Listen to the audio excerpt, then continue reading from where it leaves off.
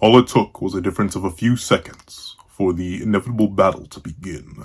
The battle between the ghost of the Zenin, the puppet of carnage, Toji Zenin, and the beast, the creature, the curse born of the fears of the earth and lava, Jogo.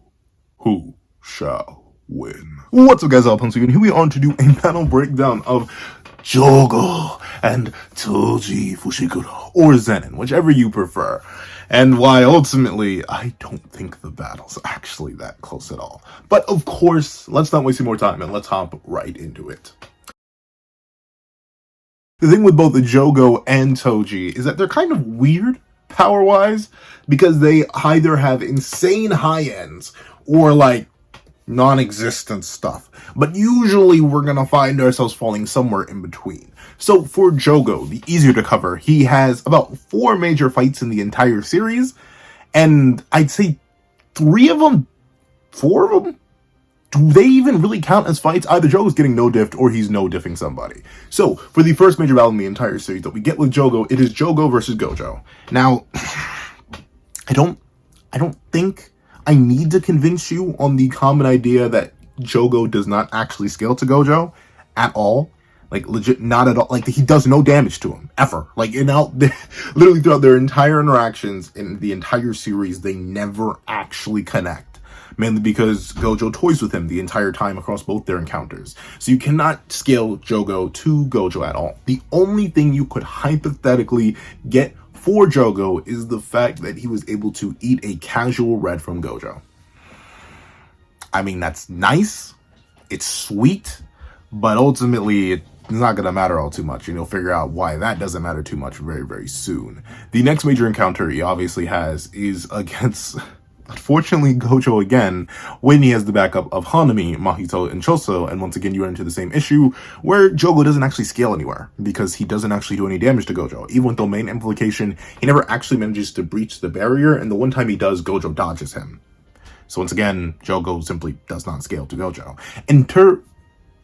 I mean, it's technically you could argue that if Jogo were to land a hit, maybe he would have done damage to Gojo, because Gojo explicitly dodges and redirects and catches a lot of his hits. But like, I don't like flies biting me.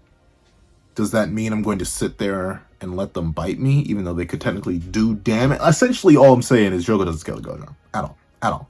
Then we have Jogo's best feats in the entire series when he low diffs 3 fatigue grade 1s. Technically, I'd say Maki's probably more around low grade 1 or high grade 2 at the time, but she's out of a domain.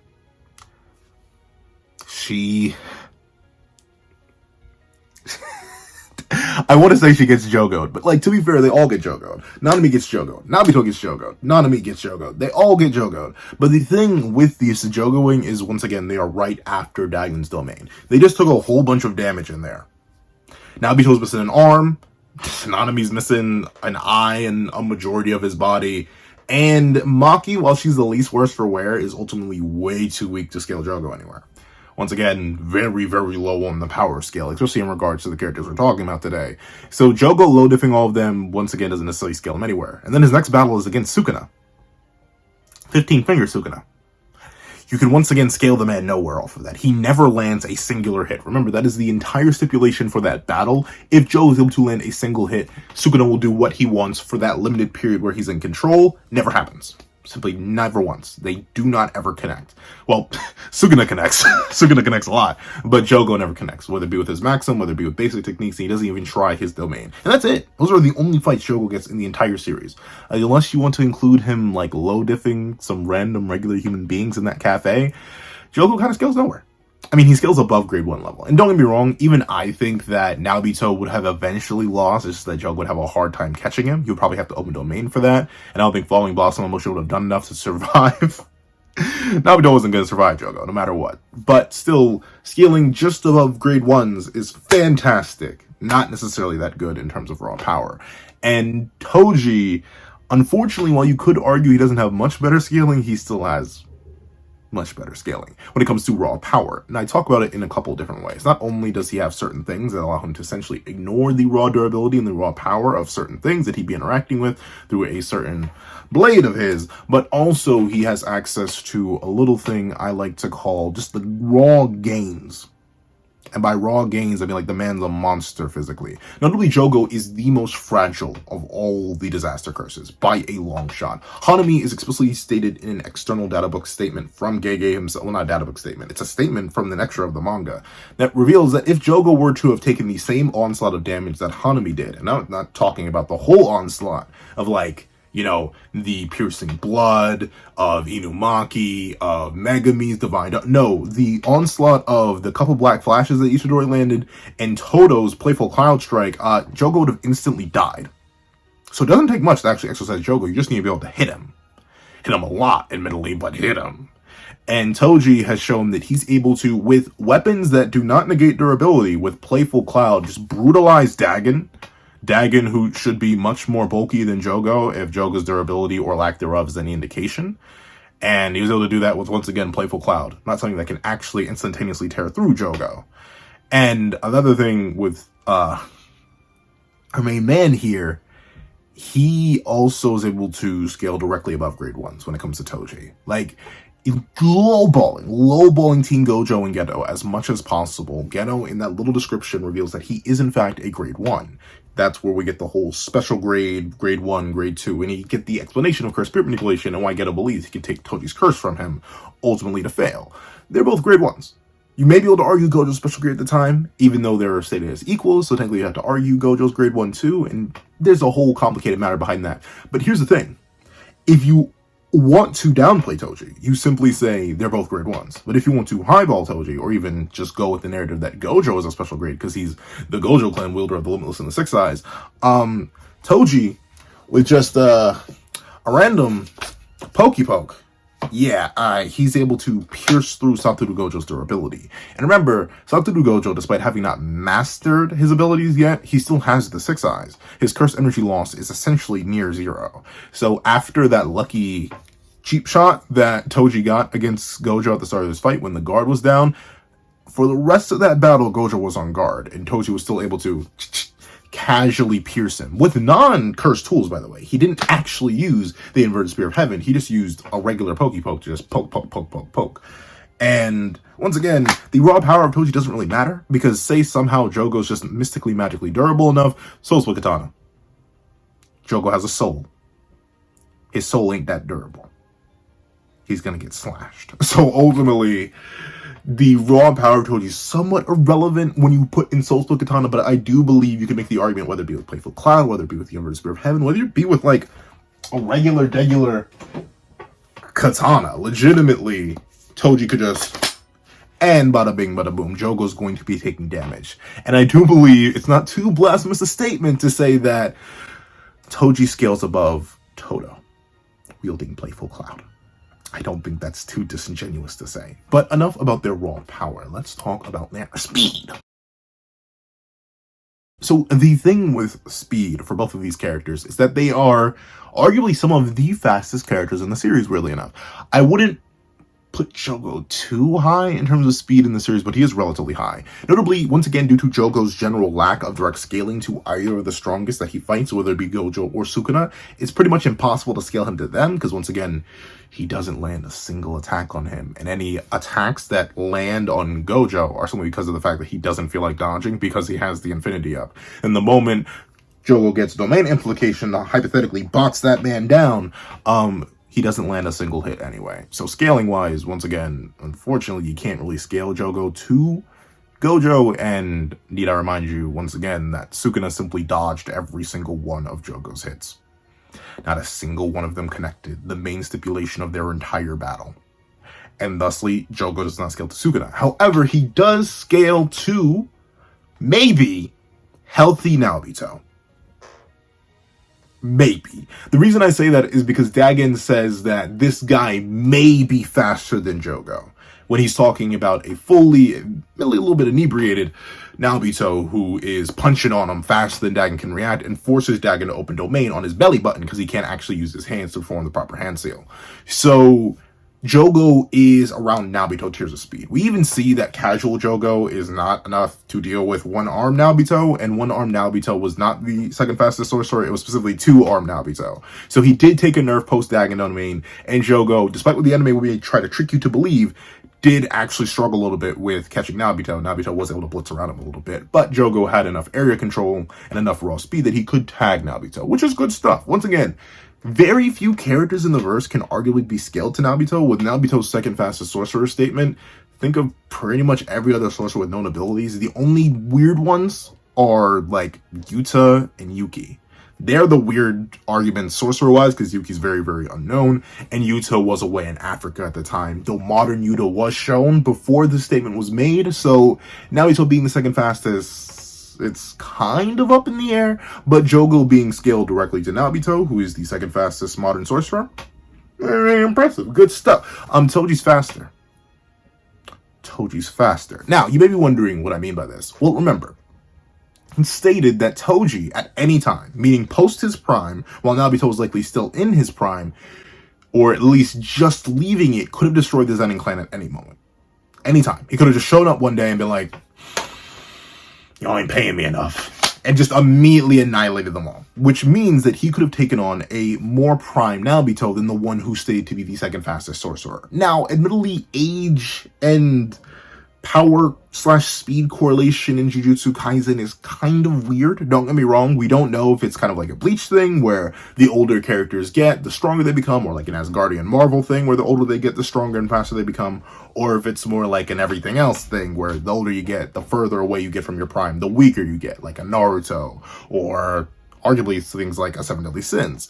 But presumably, just based on how we know of Jujutsu Kaisen, it seems like it's more of a Naruto/Seven Deadly Sins thing, where the older you are, the slower you are. So Toji being able to defeat a faster Nabito, because he would be closer to his prime, about 10 years younger than he would be in the modern narrative when he's still known as the second fastest sorcerer after Satoru Gojo. That means that Toji being able to destroy that Nabito, or beat him, means he would have to have some sort of relativity in speed. So arguably you could say, well, maybe Jogo and Toji are relative in speed. That is until you get to Maki, who kind of ruins any hope of Jogo at all being relative, mainly through a couple different things. Number one, dealing with Curse Naoya when she became equal to Toji Zenin. Now, there are definitely contentions between whether or not Naoya or Nabito is faster. Most people go with Nabito. Heck, I even go with Nabito 9 out of 10 times because he's literally stated the second fastest, and Naoya is relatively known within the Jujutsu world. He was supposed to be the next Zenin clan head. But with that being the case, it's pretty much impossible, and I mean impossible, to argue that Nabito is faster than Curse Naoya. Curse Naoya reaches an entirely separate speed tier than Human Naoya, and Human Naoya in Human Nabito, we never got to see a Curse Nabito. They're pretty much relative in speed. It's hard to argue otherwise. Naoya's in a younger state, closer to his prime, wielding the exact same technique as his father. Pretty hard to argue that Naoya is that much slower than his father, especially once you start speed stacking. You could even make the argument that Naoya is faster. Kind of going the whole back and forth that you have with Jogo and Nabito on who's actually faster. But then you have Curse Naoya, who gets much faster just in his base regular state, to the point where he can genuinely tag a fully healed Maki, which he was struggling to do back when Maki was damaged when she was soloing the Zenin clan. Then you have Curse Naoya evolve again into his actual curse state, and he's able to fully blitz Maki, who has, once again, fully healed from her awakening moment back when she was still in the Zenin clan. And then Maki gets her secondary awakening in Sakurajima Colony, and then she's able to pretty much style all over Curse Naoya. Now, there are definitely my apologies. There are definitely contentions about this. People say that, well, technically, considering she's using precognition and sort of just sensory abilities, she's not actually, like, moving at the same speed as Naoya is. And that's true, but remember, all she gets when she becomes awakened again is extra perception. You may be able to see something coming or even predict something coming, but if you are not fast enough to move out of the way, to grab the air and physically move or step in a different direction the way that Maki was, she wouldn't have been able to dodge. You can increase your perception and still get tagged. We see this when Choso increases his perception against Naoya, and now you're still able to tag him simply through superior speed stats. Even though Choso increased his own stats and his own perception, it didn't really matter. So Maki should definitively scale above the likes of Jogo and Naobito, considering she's dealing with a faster variation of Naobito, which is essentially what Kursanoia is.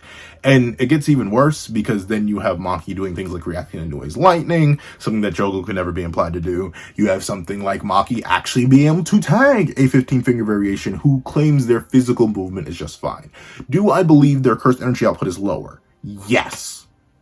Do I think that hampers his physical speed and his ability to dodge or block? Not really. And thusly, considering the Maki that goes up against Sukuna is the same Maki who stayed equal to Toji Zenin, and one character is able to tag a variation of 15-finger Sukuna while the other is unable to, I'm going to assume Toji has a solid lead. Once again, if you assume that they are simply relative, then you have to give Toji the edge thanks to his precognition, and ultimately that, in my opinion, gives Toji the solid definitive edge. You could just make the argument that Jogo's just slower than Naobito, fresh two-arm Naobito, then Naoi is relative, then Curse Naoi is faster, then Maki/Toji's faster, and then just widen the speed gap a whole bunch, and then smack the 15-finger stuff on top of that and really establish a speed gap.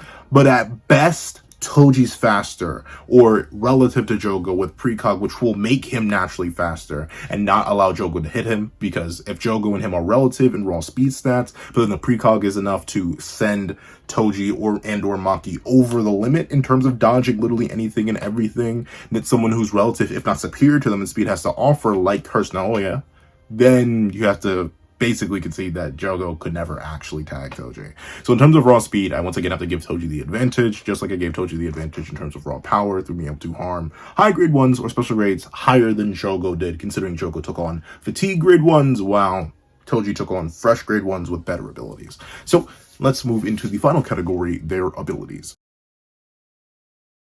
So when it comes to abilities, this is, once again, not all too contentious because both characters have weird kits that kind of don't overlap or mix in a lot of weird ways, like other certain things overlap and mix in weird ways with Jujutsu Kaisen, a verse that's all about matchups. Jogo controls lava and fire. That's about it, bro. Can touch people and light them on fire. His very presence is actually very, very warm, so a regular person would burn up in it. He has the maximum meteor, which is a big old ball of fire that he can just throw at people. We're going to talk about that in a little bit. And he also has his domain expansion. And he can drop that out, which is a nice little thing that he can just throw on people's heads. Very, very good. Very, very clean. Very, very nice. He has the little bugs that explode with sound and stuff like that. He has the ability to spawn volcanoes from any part of the terrain and launch lava off from there. Very, very good stuff. Very, very solid stuff. Toji, once again, in a similar vein to Jogo, a solid kit, a well-rounded kit, but not too crazy of a kit. Oh, one more thing Jogo has, domain amplification, but shock horror, fighting a man with no curse energy will not really factor in domain amplification at all. Like, at all. So, the main things that Toji has access to are the Soul Split Katana, something that allows him to negate durability by slicing directly at the soul, which is very, very nice. It essentially allows him to ignore anything pretty much, like, at all, as long as it exists. The only thing you may be able to argue Soul Split Katana doesn't work on is, like, concept stuff, but Jogo's not a concept, he's just a curse, so ultimately he does have a soul. He even mentions, Jogo specifically mentions that, oh, by the way, we do have souls, our souls will reincarnate eventually, so he would be a Soul Split Katana victim. Soul Split Katana? A Soul Split Katana victim, just like everybody else. Then another thing that Toji has access to, because we're giving him the full moveset despite the intro implying that this is going to be Shibuya, I do want to give Toji his full kit, even though you may be able to argue he doesn't need it. We'll get to that soon enough. He does have the Inverted Spear of Heaven. The Inverted Spear of Heaven allows him to kind of just turn off curse techniques, though admittedly the anime kind of muddles this a little bit. In the manga, it's implied anything that comes in contact with the blade itself kind of just stops. Kind of just turns off. But with the anime, it very specifically implies that you need to pierce things with the Inverted Spear of Heaven. Like when Toji in the anime blocks the red, it's different from the manga where he implies that he just didn't block it in time because he wasn't expecting the red to come flying out at him. And he says he could negate the red as long as he could time the Inverted Spear right. So if you go by the anime's interpretation of things, the Inverted Spear of Heaven is basically useless in this fight because, like, what is he going to do? Like, stab the lava? Is that going to turn off all the lava that's going around it? Highly doubtful. But if you go with the manga's interpretation of things, him, like, actually stabbing the lava, considering it's most likely a Hanami situation where the lava is formed of cursed energy, would actually turn off any of the things that Jogo tries to fire at him. But, once again, a little bit contentious. I don't think the Inverted Spear of Heaven is actually going to be that useful. Then he has the Chain of 1,000 Miles. This is the closest thing I had to the Chain of 1,000 Miles. He wraps it around typically just the inverted spear and extends the range of anything pretty much infinitely as long as he can get to swinging.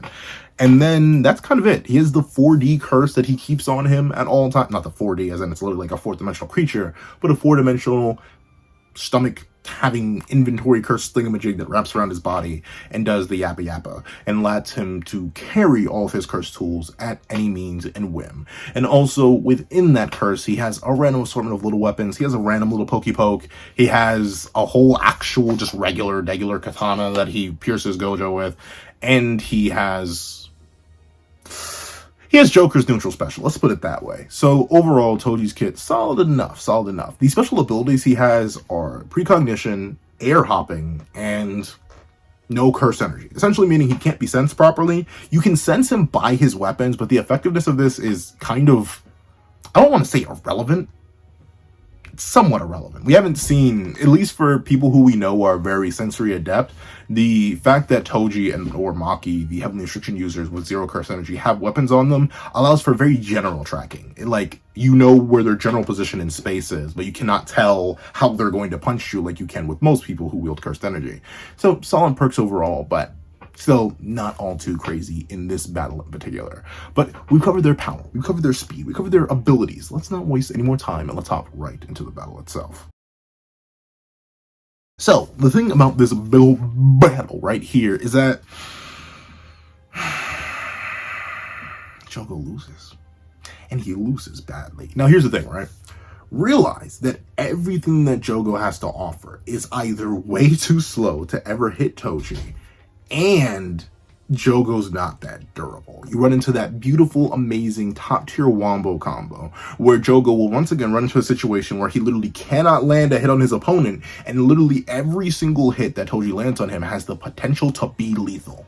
Whether it be, how do I put this, a Soul Split Katana straight to the dome, or it be Toji literally just beating him up. Like, physically just beating him up. Like straight up taking his paws and beating him up. Remember, this is the same guy who can perish to regular, playful cloud hits from Todo. Some black flashes from Goodwill Yuji. Like, man's durability just ain't all that, and I don't see him tagging Toji. And especially with things like domain expansion. Remember, due to the fact that Toji has no cursed energy, the domain expansion of Jogo is actually useless, and he probably wouldn't be able to tell that at first. And we know domain implications don't target, like, weapons or stuff like that. They very specifically target curses or anything with cursed energy, but it seems like weapons are simply not effective. Maki's cursed tool in Dagon's domain never gets targeted. Nanami's sword in Dagon's domain never gets targeted. Tech, like clothes, don't get targeted. The cursed tools, despite having cursed energy, are more like inanimate objects. So you can't even make an argument that Toji could like destroy the inverted spear of heaven or the Soul Split Katana. He may at best be able to destroy the inventory curse if he opens domain, and that's if he's even allowed to open domain. Remember, Toji would consistently be on top of the man. Especially considering Jogo is a very ranged fighter, there's no reason for Toji to give him breathing room. So Toji would just be breathing down this man's neck aggressively throughout the entire battle. And ultimately, I don't see Jogo really pulling out a dub on that one, considering he wouldn't just have to deal with the fact that Toji is able to dodge all of his attacks either through what you may just say is conventional speed scaling or just precognition, but also the fact that he's gonna be taking massive amounts of damage. And don't get me wrong, Jogo has arguably one of the best regen factors we've seen in the entire series. The man literally grew back from being a head. But considering that Dagon was able to be exercised by Toji just wielding Playful Cloud and jabbing Playful Cloud into Dagon's head over and over and over again, I think Jogo would be put in a very similar situation where he may be able to dodge a couple hits here and there, be able to react to one or two things, but Toji, after reading his fighting style, would be like, okay, I see you. I get your moves, bucko. We ain't gonna do this no more, though. And just immediately start breaking them down, bit by bit, piece by piece. Tear off an arm here or there, tear off a limb here or there, the legs, the toes, anything. He just rip them all off. And then he would just go for Jogo's head. And it'd be that simple. Ultimately, Jogo lacks the raw speed scaling to really keep up with Toji, and Toji has multiple ways to just beat him up. Because unfortunately, he can just do that. Whether it be with his bare fist if he's feeling fancy, whether it be with Playful Cloud if you want to grant him that, whether it be with his basic kit if you want to grant him the regular katana he has, if you want to grant him the Soul Split Katana, which you know he has. Heck, he could probably do it with the Inverted Spear of Heaven. Just keep jabbing Jogo in the eye and prevent him from regenerating. That's the ultimate thing with this matchup in particular. Everything Jogo has is not fast enough. Sure, can he just flood the entire area with lava? Yes, but we see that Toji can literally kind of just fly. Like, he doesn't actually need platforms. If Jogo tries to flood the area with lava, he can just leap away. Like, we see him do this in Dagon's domain. Bro's fast enough to run on water and kind of just glitch out of the air. And similar vein to what Sukuna does a lot during the Gojo versus Sukuna fight, where he kind of just leaps off of air. And you even see this with Sukuna's battle against Jogo himself. He can just kind of control the entire battlefield. Jogo could launch out massive plumes of explosive lava and flames and torch the entire area to oblivion. And then Jogo's gonna look around and be like, oh, I meant to get rid of that weird cursed energyless human. And then he's gonna look up and find Toji just chilling on the roof like, did you? Did you really? By the way, I have both of your arms. And Jogo's gonna look down and both of his arms are gone. Like, legitimately. Jogo's lack of concrete scaling above certain characters. If you can make a solid argument, right? If you got the statement that Jogo was not maybe faster than Naobito, which implies that it could go either way. If you had a definitive statement that, like, Jogo was faster than Naobito, or you either had Jogo being able to land a hit on Gojo or Sukuna, then you could make an argument. Because here's my thing, right? If Jogo's able to land any of his attacks, they're going to be pretty lethal. Like, if he's able to tap Toji once and light him on fire, he's gonna burn, don't get me wrong. If he's able to hit Toji with a whole stream of lava, it's gonna hurt, it's gonna burn a whole lot. If he's able to land a maximum meteor, it's gonna do a whole bunch of damage. But once again, in a similar vein to what 15 Finger Sukuna said, oh yeah, that would have done damage if it hit. Like, that's the thing. And we get a pretty much direct equivalent comparison on Toji and Jogo's speed, respectively.